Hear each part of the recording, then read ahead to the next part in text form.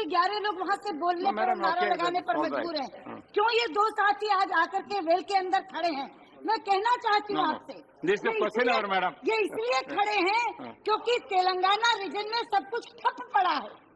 4 lakh employees, 4 lakh सरकारी कर्मचारी pen down strike में है तेलंगाना रीजन में। सारे के सारे छात्र छात्राएं, कॉलेज, स्कूल, यूनिवर्सिटीज बंद पड़ी है। सारी अदालतें आज तेलंगाना में बंद पड़ी है क्योंकि वकील सारे हड़ताल पर हैं। 2500 वकीलों ने मार्च किया है। पूरे के पूरे गांवों में कैंप चल रहे हैं क्रमिक भूख हड़ताल के। 5000 कैंप, एमएलए, एमएलसी, मंत्री, मुख्यमंत्री जाके मीटिंग नहीं कर पा रहे हैं। मेरा ये कहना है कि तेलंगाना में कुछ नहीं चल रहा। अगर चल रहा है तो रबड़ की गोलियां चल रही हैं, चल रहा है तो आंसू के गोले चल रहे हैं। अध्यक्ष जी, सभापति जी, मैं एक बात कहती हूँ, प्रधानमंत्री जी देखिए, उपाध्यक्ष जी, मैं केवल एक बात कहती हूँ, ये मामला अभी के अभी सुलझ सकता है। ये मामला अभी के अभी सुलझ सकता है। जलता हुआ तेलंगाना अभी बुझ सकता है। इतना बड़ा प्रदर्शन समाप्त हो सकता है अगर प्रधानमंत्री जी एक बात कह दें कि हम इस सत्र में तेलंगाना निर्माण का बिल लेकर आएंगे। और मैं अपनी ओर से आश्वासन देती हूँ, जिस दिन ये बिल लेकर आएंगे हम पूरी की पूरी भारतीय जनता पार्टी के लोग यहाँ जुटा दूंगी मैं, और हम अपने समर्थन से उस बिल को पारित कर देंगे। पूरा इंडिया इसके साथ है, पूरा इंडिया साथ है। हम लोग अपने समर्थन से वो बिल पारित कर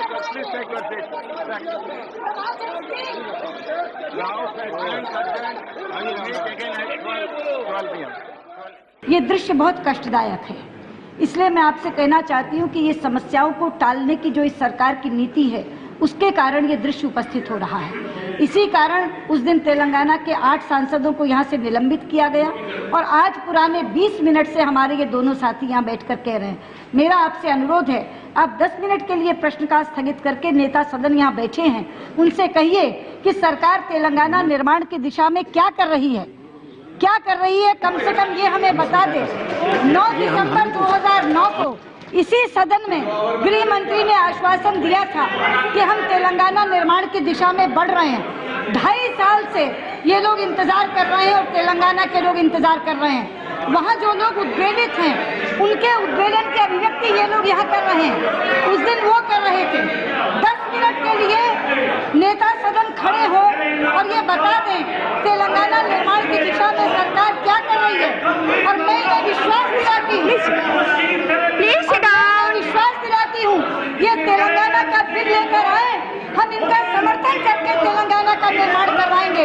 मगर हमारे साथी यहाँ बैठे रहें और इस तरह तेलंगाना का जयघोष करते रहे और प्रश्नकाल चलता रहे, बहुत कष्टदायक दृश्य है।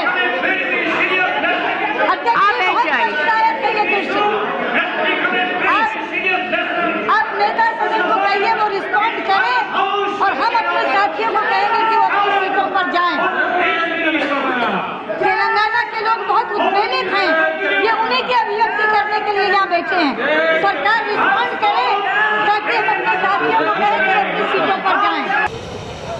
वो गा रहा था कि तुमको समझ में नहीं आता, महिला से पूछो प्रसव वेदना क्या होती है। मैं एक महिला हूँ, उस प्रसव वेदना को मैंने भोगा भी है। तो मैं यहाँ बैठकर सोच रही थी कि इस सब में से भी मुझे एक आशा की किरण दिखाई देती है, एक सिल्वर लाइनिंग दिखाई देती है, क्योंकि मैं मन से आशावादी हूँ, निराशावादी नहीं हूँ। मित्रों, ये तेलंगाना हमारा बच्चा है और इसीलिए इसको जन्म देने के लिए ये प्रसव वेदना आप भोग रहे हैं। लेकिन एक महिला के नाते बताना चाहती हूँ कि प्रसव वेदना के बाद जब बच्चे का मुंह दिखाई देता है तो माँ सब कुछ भूल जाती है और उस बच्चे का मुखड़ा चूमने लगती है। इस प्रसव वेदना में से भी जिस तेलंगाना का निर्माण होगा, निश्चित होगा, और उस तेलंगाना, अपने प्यारे तेलंगाना को देखकर हम ये सारे कष्ट भूल जाएंगे, ये सारा संघर्ष भूल जाएंगे। लेकिन इस प्रसव वेदना में से तेलंगाना के बालक का जन्म होगा, होगा, होगा। इसलिए ये सरकार जितना मर्जी निराश करती रहे, हमें निराश होने की आवश्यकता नहीं है। 3 साल इस सरकार के दूसरे कार्यकाल के भी बीत गए हैं। बहुत धोखे दिए इसने, बहुत धोखे दिए। मुझे याद है 2009 का चिदम्बरम का वो बयान अर्धरात्रि को कि सोनिया गांधी के जन्मदिन के तोहफे के रूप में तेलंगाना मिल रहा है आपको। आतिशबाजियां हो गई, मिठाइयां बट गई, लोग नहाते गाते नाचने लगे, ये हमारा तेलंगाना हमें मिल रहा है। मात्र 21 दिन के अंदर वो तोहफा वापस ले लिया। कभी दिया हुआ उपहार भी किसी ने वापस लिया है? इस सरकार ने दिया हुआ उपहार भी वापस ले लिया। चुनाव के वायदे भूल गए, घोषणा पत्र में लिखे वायदे भूल गए, पर संसद के फर्श पर दिया गया बयान भी भूल गए।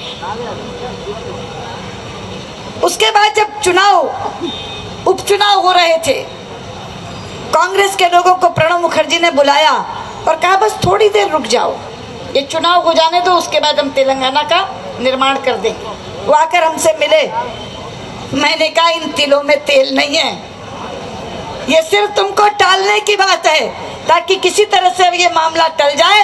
तुम देखना कुछ होने जाने वाला नहीं है। और लेटेस्ट क्या हुआ? ये बैठे बंडारू दत्तात्रेय जी, ये मुझसे मिलने आए। इन्होंने कहा सुषमा जी, केसीआर को कहीं से संकेत हुआ है और उन्होंने हमसे कहा है इस महीने के अंत तक तेलंगाना बन जाएगा। मैंने कहा बंडारू जी, अगर तेलंगाना बन जाएगा तो सबसे ज्यादा खुशी मुझे होगी, लेकिन आप कह देना केसीआर को कि अब बार बार विश्वास करना भूल जाए, काठ की हांडी बार बार नहीं चढ़ती। कितनी बार उन्होंने केसीआर को कहा है हम तेलंगाना बना देंगे, इस महीने का अंत नहीं, अगले महीने का अंत, और उससे अगले महीने का अंत, और उससे अगले महीने का अंत भी हो जाएगा, तेलंगाना नहीं बनेगा। और जाके केसीआर और तेलंगाना के लोगों को कह देना तेलंगाना तब बनेगा जब इस सरकार का अंत होगा। तो दिसंबर के अंत में, सितंबर के अंत में, अक्टूबर के अंत में तेलंगाना नहीं बनेगा मित्रों। तेलंगाना के लिए भारतीय जनता पार्टी कटिबद्ध है। संसद के भीतर और संसद के बाहर, तेलंगाना की जमीन पर जाकर और दिल्ली के ऊपर सरजमी पर खड़े होकर हमने ये प्रतिबद्धता झलकाई है कि जब भारतीय जनता पार्टी का शासन आएगा तो पहले 3 महीने में हम तेलंगाना का निर्माण करेंगे। और ये बात मैं केवल भारतीय जनता पार्टी के लोगों से नहीं कह रही, जॉइंट एक्शन कमेटी की साथ मेरी 3-3, 4-4 मीटिंग्स हुई हैं। हर मीटिंग में मैंने उन्हें ये कहा कि इनके धोखे में मत आओ, इन पर भरोसा करना छोड़ दो। और मैंने उनसे कहा था कि अगर तेलंगाना बनेगा तो भारतीय जनता पार्टी के समर्थन से बनेगा या भारतीय जनता पार्टी के द्वारा बनेगा। अब मैं कह रही हूं कि इनके द्वारा बनेगा ही नहीं, तेलंगाना तभी बनेगा जब इस सरकार का अंत होगा और भारतीय जनता पार्टी का शासन आएगा। ये तो तेलंगाना निर्माण के लोगों को लाठियां देते हैं, गोलियां देते हैं, आंसू गैस के गोले देते हैं। याद है आपको जिस समय तेलंगाना में सब कुछ ठप था, दुकानें बंद, फैक्ट्रियां बंद, दफ्तर बंद, स्कूल बंद, कॉलेज बंद, और सब सड़क पर थे। छात्र सड़क पर थे, कर्मचारी सड़क पर थे, व्यापारी सड़क पर थे, उद्योगपति सड़क पर थे, मजदूर सड़क पर थे। सर्वजन हड़ताल हुई थी। उस समय मैंने संसद में खड़े होकर कहा था कि अध्यक्ष जी, तेलंगाना में सब कुछ बंद है, अगर चल रहा है तो केवल लाठियां चल रही हैं, गोलियां चल रही हैं, आंसू गैस के गोले चल रहे हैं। और ऐसे में ये संसद भी हमें बंद करनी होगी। और उस दिन हमने संसद बंद की थी, लेकिन मुझे नहीं मालूम था कि वो लाठियों की बरसात यहाँ तक भी आ जाएगी और मेरे लोग जो यहाँ आए हैं उनको लाठियों से मार मार के घायल किया जाएगा।